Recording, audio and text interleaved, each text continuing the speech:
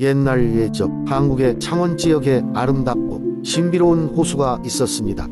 빛나는 물결은 마치 하늘에 별이 내려앉은 것처럼 아름다웠고 호수 주위로 무성한 숲이 우거져 있었습니다. 이 호수에는 아주 특별한 전설이 전해져 내려왔습니다. 호수 깊은 곳에는 수백 년 동안 잠들어 있는 용이 있다는 이야기가 있었지요. 이 용은 본래 천상의 사자였는데 인간 세상에 내려와 호수를 지키게 되었고 그날로 창원의 수호신이 되었다는 것입니다. 화창한 날이면 호수는 반짝이는 물결 소리로 가득했고 바람이 불 때마다 숲과 함께 용은 숨겨진 노래를 부르곤 했습니다. 사람들은 용이 아주 가끔씩 호수 위로 올라와 거대한 몸체로 하늘을 가로지르며 춤추는 모습을 보았다고 했습니다. 이때마다 하늘에는 무지개가 걸리고 호수 주위는 용이 내뿜는 숨결로 인해 무한한 생명력으로 차올랐습니다. 그러던 어느 날 창원에 대가문이 찾아왔습니다. 호수를 찾던 뿌연 구름도 모습을 감추고 숲도 메말라 가고 있었지요. 사람들은 용에게 기도를 드렸지만 아무도 용의 흔적을 찾을 수 없었습니다. 호수는 점점 줄어들었고 사람들은 점차 불안해져 갔습니다. 그때 마을에 한 젊은 소년이 용을 만나러 떠나겠다고 나섰습니다. 소년의 이름은 민수였고 그는 어린 시절부터 호수 주위를 뛰놀며 자란 용감한 소년이었습니다. 사람들은 반신반의하며 그를 차마 말리지는 못했으나 그의 결의에 모두가 감동했습니다. 민수는 밤새워 호수 주위를 돌며 용이 나타났다는 전설의 땅을 찾아 나섰습니다. 그리고 어느 날 밤 과연 용이 깨어난 것입니다. 용은 은은한 빛을 내뿜으며 민수 앞에 나타났고 소년은 담담히 용에게 부탁했습니다. 온 마을이 다시 번영할 수 있도록 비를 내려주세요. 용은 깊은 눈으로 민수를 바라보다가 고개를 끄덕이며 하늘로 날아올랐습니다. 순간 하늘에서는 장대비가 내리기 시작했고 마을과 숲은 금방 생기를 되찾았습니다.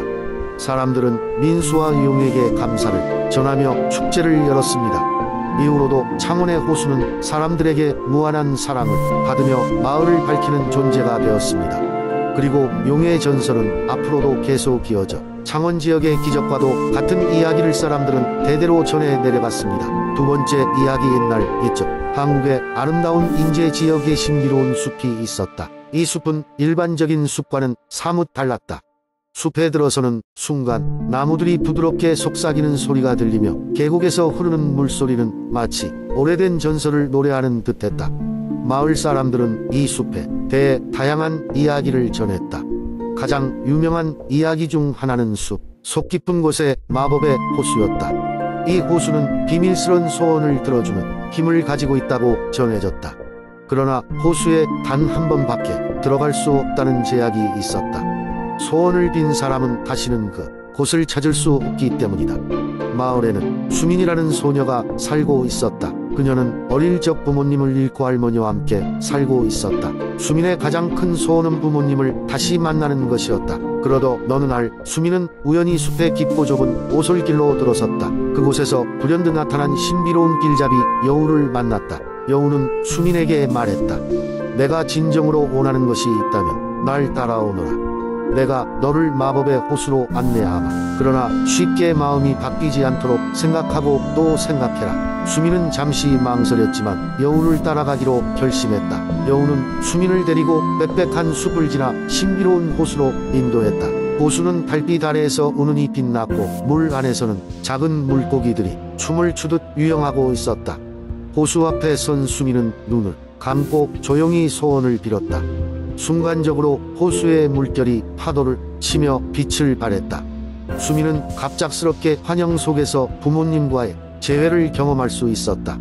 하지만 곧 쓰러진 환영 속에서 수민은 큰 슬픔을 느꼈다. 진짜 부모님과의 재회가 아니었기 때문이다. 여우는 수민의 곁에 나타나 말했다. 이 호수는 진정한 소원이 아니라 소원이 가져올 즐거움과 슬픔을 보여줄 뿐이란다. 내가 지금 느낀 감정을 소중히 여기고 할머니와 함께 미래를 바라보면서 살아가야 한다는 걸 잊지 말거라. 그 후로 수민은 할머니와 더 행복하게 지내며 부모님도 언젠가 다른 방법으로 만날 수 있을 거라는 희망을 품고 살아갔다. 신비로운 숲은 계속해서 그곳을 찾는 이들에게 다양한 교훈과 감동을 주었다. 마을 사람들은 이 이야기를 통해 자신이 진실로 원하는 것이 무엇인지 숙고하며 살아가게 되었다. 세 번째 이야기. 옛날 예적 한국의 남부지방 진주에는 진주성이 자리하고 있었다. 이 성에는 특별한 전설이 전해 내려왔다. 바로 진주성을 수호하는 신비로운 여우에 대한 이야기였다. 전설에 따르면 진주성은 과거 끊임없는 외세의 침략에 시달렸다. 그 무렵 성에서 가장 강력한 장군이었던 김 장군은 매일 밤 이상한 꿈을 꾸었다. 꿈속에는 항상 하얗고 아름다운 여우가 나타났으며 그것은 그에게 침략으로부터 성을 보호할 방법을 알려주곤 했다. 김 장군은 꿈속 여우의 지시를 따르기로 결심했다. 그는 다음날 아침 여우가 일러준 대로 성벽을 따라 긴 고리를 만들고 그 고리의 중심에 커다란 비석을 세우게 했다. 비석에는 여우의 형상이 새겨져 있었고 주위에는 비밀스러운 문양이 그려져 있었다. 나중에 이 비석은 여우의 비석이라 불리게 되었다. 김 장군의 이러한 행동이 신기하게도 성의 방어 능력을 강화시켰고 외적들이 이를 쉽게 넘지 못했다. 침략자들은 성이 마치 마법에 걸린 듯한 강력한 힘으로 그들을 물리친다고 생각했다. 그 후 진주성은 침략 없는 평화로운 시기를 맞이할 수 있었다. 이후 수백 년이 흘러 전해 내려오는 이야기로 진주성은 여전히 그 신비로운 힘으로 진주 시민들의 마음속에 자리하고 있었다. 어느 날 도시에 외국에서 온 한 고고학자가 방문했다. 그는 여우 전설에 매료되어 여우의 비석을 연구하기 시작했다. 그의 연구는 초기에는 별다른 성과를 거두지 못했지만 마침내 그는 비석에 숨겨진 고대의 비밀 암호를 발견했다. 이 암호의 해독은 여우에 대한 전설이 단순한 이야기가 아닌 실제로 있을 법한 신화적 진실이 깃들어 있다는 것을 암시했다. 고고학자는 비석의 주위에서 희미한 빛이 발하는 것을 목격했고 그것은 마치 그를 인도하는 듯했다. 그는 무릎을 꿇고 여우의 비석 앞에서 조용히 명상에 잠기었다. 그 순간 그의 눈앞에 하얀 여우가 출현했다. 그 여우는 인간의 말로 진정한 평화는 외적을 격퇴하는 것만으로 이루어지는 것이 아니라는 것을 가르쳐 주었다.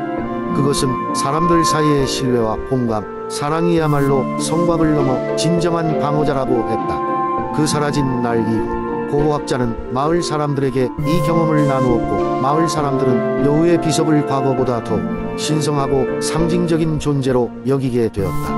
그들은 비석 앞에서 매년 축제를 열어 모든 이들에게 그 전설의 교훈을 다시 상기시켰다. 그리고 진주성은 오늘날까지도 진주 사람들의 마음속에서 그 미스터리와 함께 살아 숨쉬고 있다. 네 번째 이야기 아득한 옛날 지금의 한국 김해 지역에서는 사방 이공기처럼 흐릿한 안개에 휩싸여 있었습니다. 이 안개는 단순한 자연 현상이 아니라 마을 사람들은 그것이 신비로운 힘을 가진 용의 숨이라 믿었습니다.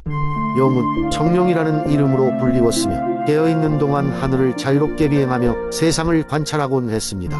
그의 모습은 한 번 본 이에게 영원히 잊히지 않을 만큼 장엄하고 아름다웠지만 그를 실제로 본 이는 극히 드물었습니다. 김해의 마을 중심에는 우뚝 솟은 산이 있었고 사람들은 그곳에 용이 둥지를 들고 있다고 상상했습니다. 마을 사람들은 용을 경외하며 그의 안녕과 마을의 평화를 빌기 위해 매년 제사를 지냈습니다. 이러한 제사 동안에는 마을 사람들 모두가 함께 모여 향을 피우고 산에서 흘러내려오는 깨끗하고 차가운 물로 곡식을 씻어 함께 나눠 먹었습니다. 이 제사는 용과의 평화를 유지하는 중요한 행사였기에 매년 많은 사람들이 제사에 참석하였습니다.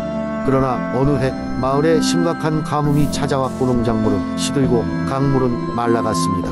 애초에 마을 사람들은 용이 자신들에게 화가 난 것이라 생각했고 그들의 제사가 충분치 않았다고 여겼습니다. 마을의 장로들은 그 마을이 살아남으려면 더 많은 희생이 필요하다고 주장했습니다.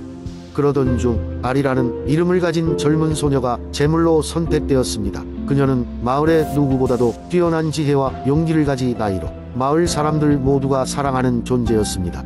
아리는 피부로 느껴지는 불안한 기류를 감지하고는 재물이 될 운명을 받아들이기보다는 직접 문제를 해결하기로 결심합니다. 아리는 홀로 산에 올라 용을 만나게 되고 그곳에서 청룡과 마주합니다. 청룡은 생각보다 상냥하고 친숙하게 아리를 맞이했고 아리는 청룡에게 가뭄의 원인을 묻게 됩니다.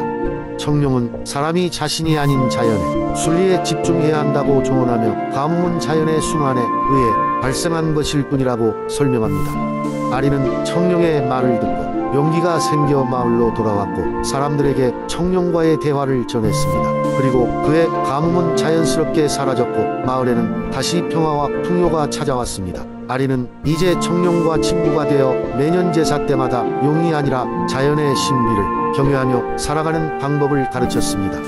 이후로도 김해의 전설로 남은 청룡과 아리의 이야기는 사람들 사이에서 끊임없이 회자되며 자연과 인간의 조화로운 공생을 일깨워주는 교훈적인 이야기로 남았습니다. 김해에서는 이제 이 전설을 축제로 삼아 매년 특별한 축제를 여러 지역 주민은 물론 외부의 관광객들에게도 이 이야기를 전하고 있습니다. 다섯 번째 이야기. 옛날 옛적 한국의 담양이라는 작은 고을에는 빽빽한 대나무 숲이 우거져 있었다. 이곳은 마치 사람의 손길이 닿지 않은 듯한 신비로운 분위기를 자아내어 먼 곳에서 소문을 듣고 찾아오는 여행자들이 많았다. 그 대나무 숲에는 전설이 깃들어 있었는데 이는 마을 노인들이 입에서 입으로 전하던 이야기였다.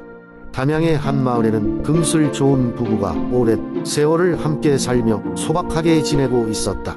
그러나 몇 해가 지나도록도 사람에게는 자식이 생기지 않았다.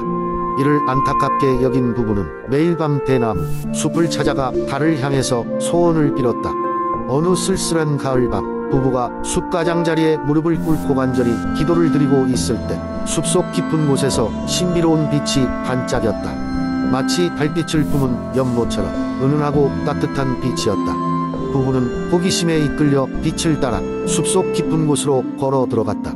그곳에는 작은 연못이 있었고 연못 위로는 선녀가 몸을 반쯤 가린 채로 춤을 추고 있었다. 부부는 놀라워서 숨을 멈추고 그 모습을 바라보았다. 선녀는 그제야 부부를 발견하고 살짝 미소를 지으며 말을 꺼냈다. 그대들의 소원을 들었다. 이 연못은 하늘의 축복을 받은 곳이다. 그러나 나는 곧 이곳을 떠나야 한다. 대신 이 빛을 가슴에 품고 돌아가라. 그러면 축복이 내려질 것이니. 그리하여 부부는 선녀의 말대로 연못에 한 줌을 가슴에 품고 집으로 돌아갔다. 그리고 이내 그들에게는 아름다운 아들이 태어났고 소식은 금세 마을에 퍼졌다. 마을 사람들은 그 아이를 달빛을 품은 아이라고 불렀고 그의 행동은 다른 아이들과는 사뭇 달랐다. 세월이 흘러 달빛을 품은 아이는 훌륭한 청년으로 성장했다. 그는 지혜롭고 너그러워 사람들의 사랑을 받았고 대나무 숲을 정성껏 돌보며 자연의 이치를 연구했다. 그는 또한 마을 사람들에게 대나무 숲의 가치를 알리며 보존을 위해 힘썼다. 그러나 어두운 운명이 그의 앞에 기다리고 있었다. 한 해 가뭄이 찾아오며 마을에 먹을 것이 귀해졌고 사람들은 점점 더 집단 이기주의에 빠져들었다. 대나무 숲을 잘라내 땅을 일구고 연못에 물을 퍼내려는 움직임이 일어났다. 이때 달빛을 품은 청년은 마을 중심에 서서 외쳤다. 이 숲은 우리가 가진 마지막 보석입니다. 숲을 지킨다면 비와 함께한 풍요로운 날이 올 것입니다. 선녀의 빛을 잃지 않도록 함께하는 마음을 가져야 합니다. 청년의 외침에 감동한 사람들은 마음을 돌려 대나무 숲을 지키기로 결심했다. 그 자리에서 모두가 손을 맞잡고 서약했다. 그리고 놀랍게도 긴 가뭄이 한순간 무너지고 하늘에서 비가 내리기 시작했다. 풍요가 다시 찾아왔고 숲은 언제나처럼 청정한 명성을 되찾았다. 그로부터 오랜 세월이 지난 후에도 맑은 밤이면 대나무 숲을 바라보며 달빛을 품은 연못의 전설을 이야기하곤 했다. 그것은 담양의 숲에 사랑과 신비가 깃들어 있음을 알려주는 귀한 전설이었다.